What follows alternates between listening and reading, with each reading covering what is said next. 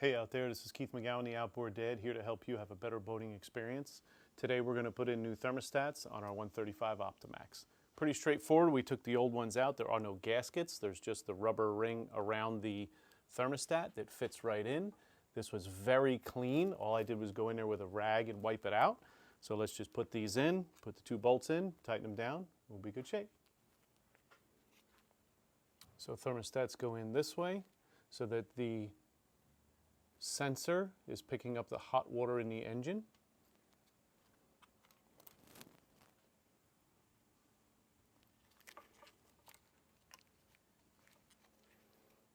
So if you remember, we loosened up our fuel rail, so we'll pull that out a little bit so I can get my fingers in there. And we'll put the cover on with the two bolts.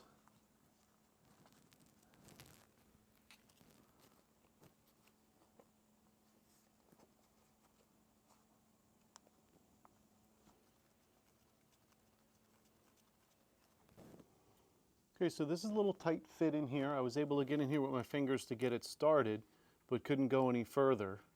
So I can only get in there with an open end wrench to continue, and then I have my boxed end to tighten it up when I'm done. So each time when I get closer to the base, I want to wiggle it around a little bit, make sure the thermostat didn't slide down or anything. Should stay in place, but just want to be sure I'm not pinching or binding anything inappropriately in there.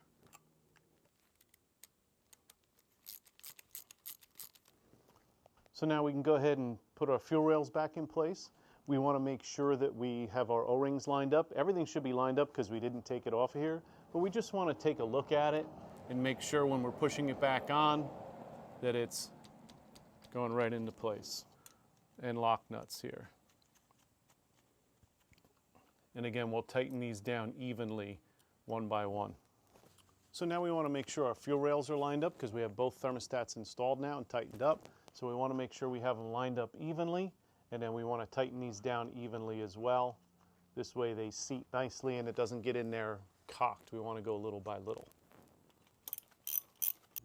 Thanks for watching. This is Keith McGowan, the Outboard Dad. Next video, we're going to flush water through this unit, make sure it's peeing out properly, and then we'll get that lower unit on and show you how that all works. Then we'll give it a test run with the new water pump on it to make sure it's flowing water that way. And then as promised, after that, we're going to get into this air pump. I'm going to order up some parts for that. So please like, subscribe, send me any comments you have.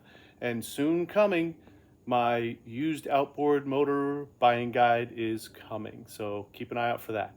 Have a great night, and we hope that you have a better boating experience through maintenance and taking care of your engines. Have a good night.